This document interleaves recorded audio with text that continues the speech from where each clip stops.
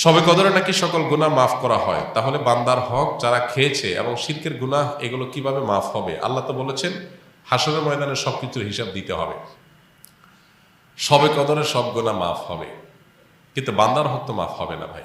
বান্দার হক বান্দার কাছ থেকে আদায় করে মাফ চেয়ে নিতে হবে, মাফ পেয়ে নিতে হবে, তা না হলে মাফ হবে না। আমরা অনেকে মোছে তাও দিয়া বসে আছি যে শবে কদর সব মাফ করে দিবে, তাইলে চুরি দাড়ি ডাকাতি 2 নম্বরে যা কিছু করলাম এক শবে কদর ইবাদত করলেই তো সব মাফ, তাহলে আর চুরি দাড়ি বন্ধ করার তো কোনো কারণ নেই।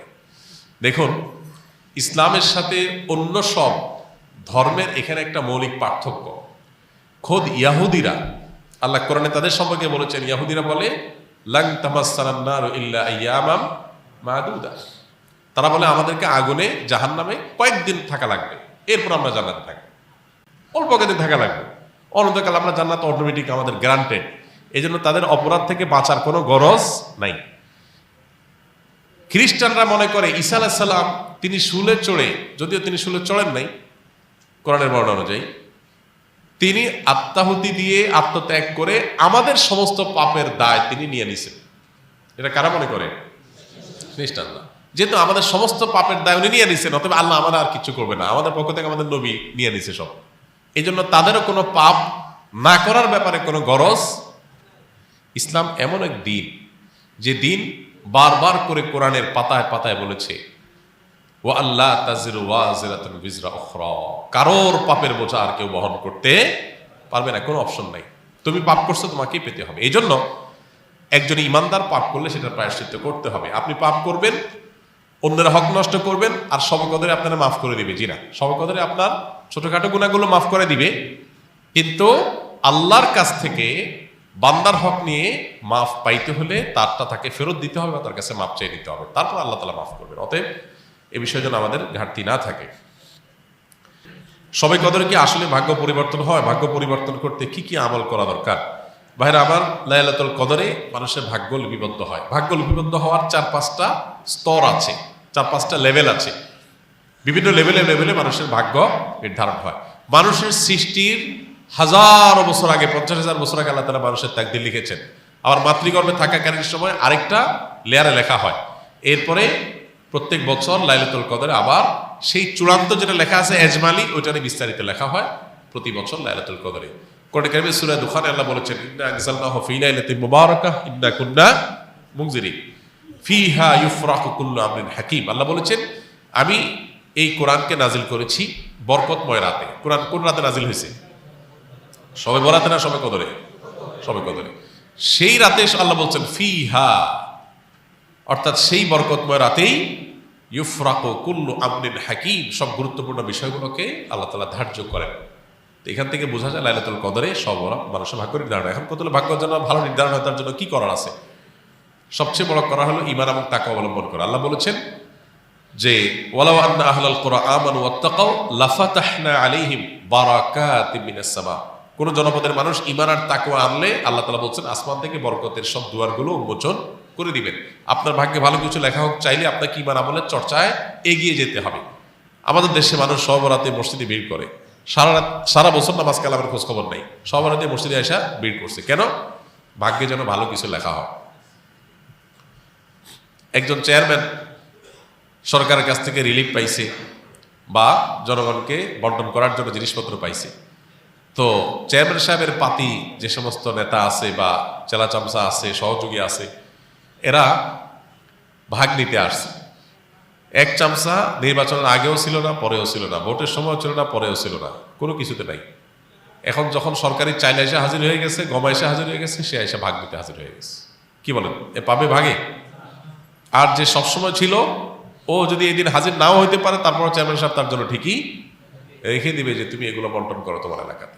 তো একইভাবে আল্লাহ রাব্বুল আলামিনের আনুগত্য যদি আমরা সবসময় করি, ইনশাআল্লাহ আল্লাহ আমাদের নসিবে ভালো কিছু দিবেন। এক রাতের ইবাদত করে সব নিজের পক্ষে নিয়ে নিবা, সারা বছর আকাম করবো, এটা সঠিক পদ্ধতি না।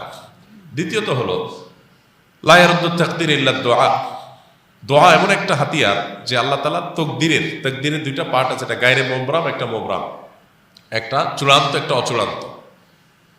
অচূড়ান্ত তো আমাদের দৃষ্টিতে, আল্লাহর দৃষ্টিতে সেটাও চূড়ান্ত। আল্লাহ জানেন যে আমরা সেটাকেও দোয়া করে পরিবর্তন করে নিব। তো দোয়ার মাধ্যমে ওই তাকদির পর্যন্ত আল্লাহ পরিবর্তন করেন। এই জন্য বিশেষ করে আল্লাহ কাছে দোয়া করতে হবে, লাইলাতুল কদর হোক অন্য সময়, ইনশাআল্লাহ আল্লাহ তাআলা ভাগ্যে ভালো কিছু দান করবেন। রমজানের শেষ 10 দিনের গুরুত্বপূর্ণ আমলগুলো কি কি? রমজানের শেষ 10 দিনের সবচেয়ে বড়, সবচেয়ে প্রধান, অন্যতম আমল হলো ইতিকাফ করা। আমার যদি আল্লাহ তাআলা তৌফিক দিতেন একজন একজন করে রোজাদারের হাতে পায়ে ধরা বা অনুনয় করে বোঝানোর, তো আমি একজন একজন করে বোঝানোর চেষ্টা করতাম।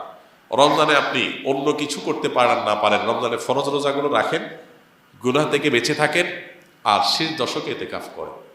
বাস আপনার রমজান সার্থক হওয়ার জন্য যথেষ্ট হবে ইনশাআল্লাহ।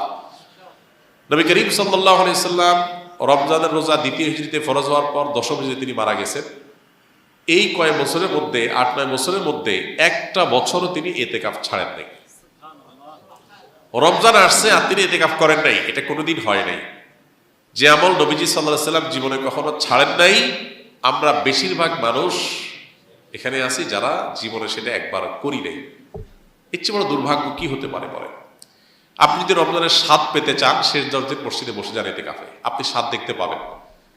আমাদের হাজার ব্যস্ততার কারণে আমরা আসলে চাইলেও সব ইবাদত করে উঠতে পারি না। 10টা দিন মসজিদে আবদ্ধ হয়ে যান, অভূতপূর্ব এক আনন্দ পাবেন।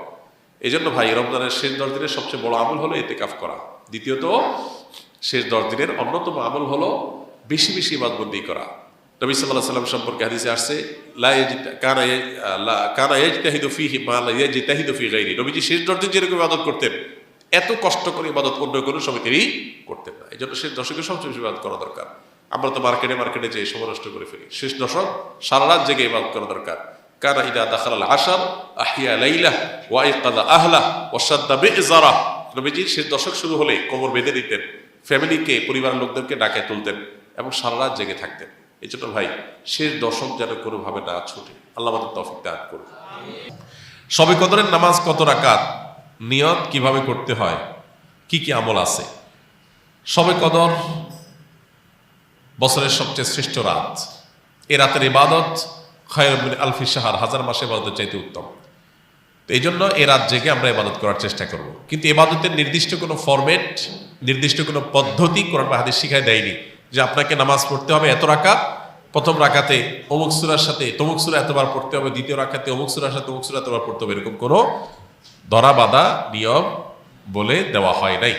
অতএব শবে কদরের নামাজ বলতে আলাদা কোনো ফরম্যাটের নামাজ নাই। আপনি 2 রাকাত করে নামাজ পড়বেন, ধীরে ধীরে সুন্দর করে যে কোনো সূরা দিয়ে পড়তে পারেন, যে কোনো সূরা যে কোনো সংখ্যকবার পড়তে পারেন, নির্দিষ্ট কোনো ফরম্যাট ঠিক করা নেই। শবে কদর উপলক্ষে একটা জিনিস শুধুমাত্র হাদিসে শেখানো আছে, এটা হলো একটা দোয়া, আল্লাহুম্মা ইন্নাকা আফুউন তুহিব্বুল আফওয়া ফাআফু আন্নি। আল্লাহ, আপনি ক্ষমাশীল, ক্ষমাকে পছন্দ করেন, আমাকে ক্ষমা করে দিন। এর বাইরে শবে কদরের নামাজ বলতে আলাদা নিয়মের কোনো নামাজ নাই। নামাজের বাইরে আপনি কোরআন তেলাওয়াত করবেন, দোয়া করবেন, জিকির আজকার করবেন, তাসবিহ তেলাওয়াত করবেন, বিভিন্ন নেক আমল করবেন, দ্বীনি বই পুস্তক পড়বেন, বিভিন্নভাবে আপনি রাতটাকে কাটাবার চেষ্টা করবেন।